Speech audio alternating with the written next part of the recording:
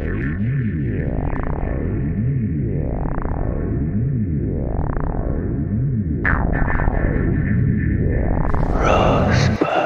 see, in this world, there's two kinds of people, my friend. Those with loaded guns, and those who dig. Good morning, Vietnam! I love the smell of napalm in the morning. You're gonna need a bigger boat. I feel the need for speed. La pépite du jour! La pépite du jour, aujourd'hui, c'est Searching de Anish Shegati, un film qui m'a bluffé, qui m'a scotché. Je dois dire que avant de le regarder, c'était vraiment par curiosité, me disant comment ils vont en faire, parce que l'originalité du film, c'est qu'il se présente totalement à travers l'écran d'un ordinateur, l'écran portable de la fille du personnage principal qui a disparu. Et donc tout le film se passe comme si vous étiez face à un écran, en interaction et en immersion dans les interactivités, les interfaces Internet, réseaux sociaux, donc ils sont pilotés par le père, qui va rechercher littéralement sa fille dans le monde virtuel de l'Internet et des réseaux sociaux et des historiques. Un film d'une profondeur que je ne soupçonnais pas, absolument pas, parce qu'il peut se lire à plusieurs niveaux, et cet écran, qui est un écran de l'aplat de vos vies quotidiennes, devient paradoxalement un condensé de la lecture de la vie sociale, des vies sociales qui s'entrelacent sans jamais se toucher. Alors l'histoire, c'est celle très classique dans les films noirs de la recherche d'une personne disparue. En l'occurrence, thématiquement ici, c'est un père qui s'aperçoit de la disparition de sa fille et qui va remonter sa piste indice par indice pour la retrouver. C'est un peu le thème d'un film que j'avais vraiment adoré, qui s'appelle Hardcore, de Paul Schrader, avec George C. Scott, qui est un très grand classique sur ce thème-là, mais qui va emmener donc dans le film de Paul Schrader le père à remonter le cours de la vie de sa fille à travers les fanges d'une ville. Tandis qu'ici, tout se passe dans une recherche à travers le monde virtuel de l'Internet et des multiples réseaux, sites, outils de communication et de relations et de traçabilité de fait de la vie de sa fille. Donc il va utiliser le portable de sa fille, l'ordinateur portable de sa fille, pour retrouver à travers l'historique de ses rencontres, à travers les liens qu'elle a laissés derrière elle, retrouver sa piste. Donc secondé en cela par un lieutenant de police.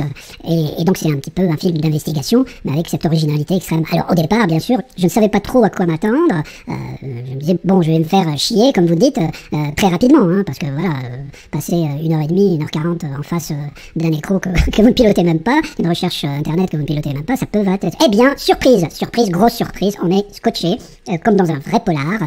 La mise en scène, l'art du montage, l'art des mouvements, l'art de l'utilisation même des outils, comme le curseur par exemple, est assez extraordinaire. Évidemment, le jeu des acteurs n'est pas du tout effacé par l'artificialité de l'environnement, bien au contraire, et c'est un tour de passe-passe, c'est un tour de force scénaristique et bien sûr de mise en scène, qui est mise en scène bien évidemment centrée sur le montage, mais également sur le cadrage, et chapeau pour un premier film, voilà.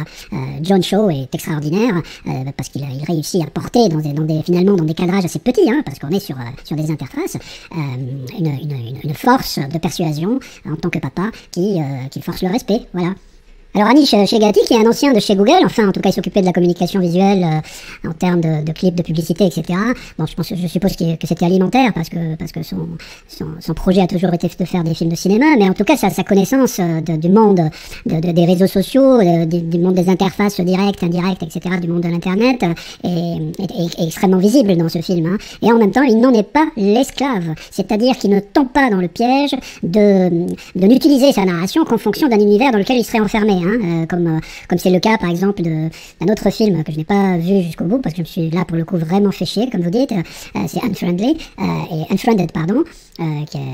enfin c'est minable, c'est statique, c'est mal joué, enfin on a l'impression de regarder des ados en train de chatter et ça s'arrête là, tandis que là nous avons véritablement une utilisation d'un nouveau formalisme au service du cinéma, au service de la narration scénaristique classique du cinéma.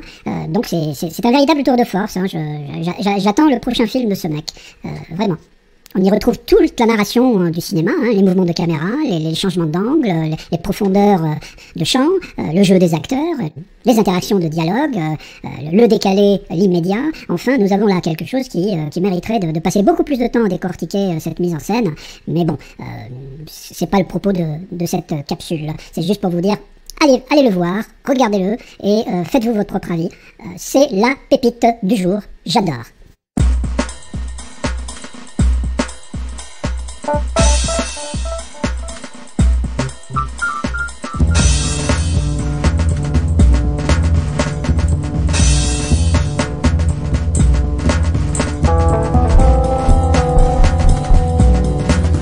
Alors, maintenant, préparez vos toutous, préparez vos meilleurs petits compagnons sauteurs, il est temps de jouer avec eux au frisbee du jour.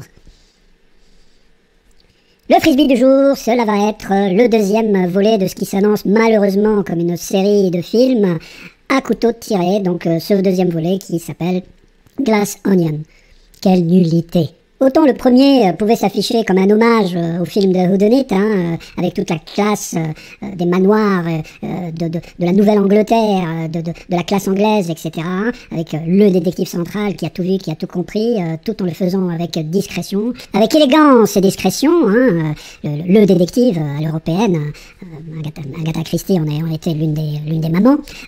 Bien, d'accord. Déjà à l'époque du premier Daniel Craig, je me demandais pourquoi ce décalage et cet accent du sud des États-Unis. J'ai bien compris que c'était un clin d'œil entre le décalage entre l'aristocratie du sud des États-Unis et celle toute anglaise de la côte est, donc nord-sud, voyez-vous. Mais bon, ça passait, c'était sympatoche. J'avais bien aimé ce premier volet. Bon, c'est un petit film sympathique, surtout grâce aux acteurs qui cabotinaient à mort, mais qui le faisaient de manière assez sympathique. Ce qui aidait à faire passer les facilités scénaristiques et les incohérences que le jeu des acteurs faisait ainsi passer. Les clichés qui se rajoutaient les uns aux autres pouvaient passer pour des clins d'œil. Bon, je pensais que ça allait être qu'un petit film parmi d'autres, sans prétention. Mais si, il y a là aussi de la prétention, puisqu'arrive le deuxième et qu'on est en train de créer un univers à part entière, un univers de stupidité. Mais qu'est-ce qui arrive à votre planète? What the hell is going on? Je veux dire, est-ce que la pandémie du Covid a touché l'écriture scénaristique? Ça s'appellerait le trop vite 19. C'est une horreur absolue. C'est surjoué, mal joué. Les personnages sont censés, bien sûr, on a compris, être des caricatures, mais là ce sont des caricatures de caricatures. L'écran est surchargé de pseudo-esthétique et de quincaillerie, d'idées qui fusent dans tous les sens. Ça veut être intelligent et rapide, mais en réalité c'est juste un fourre-tout visuel. Avec une esthétique, d'une mocheté, d'une vulgarité incroyable. Ça se veut instaurer un décalage du bling-bling, mais en réalité, ça ne fait que le renforcer, que le surcharger. Horrible, j'en avais plein les yeux de bêtises. On se demande ce que les acteurs présents ici ont été faire, comment ils se sont fourvoyés là-dedans. Daniel Craig est horrible, on dirait un vieux beau sur le retour, ce qui est peut-être la vérité d'une certaine manière, et vous allez qu'à voir la scène, une des premières scènes dans la baignoire, on dirait vieux Huschlagen, en train de se préparer pour une fiesta. Ça fait longtemps qu'on t'a pas vu. Bref, je ne vais pas m'attarder. Ce film est une calamité. Je ne sais pas ce qui arrive à Netflix pour produire des bouses pareilles. Mais en tout cas, faites plaisir à votre chien. Il est temps de s'amuser. Attrape, toutou, attrape. Bon, allez, c'est pas tout ça. Mouche-les. Ami terrien et néanmoins cinéphile. À très bientôt.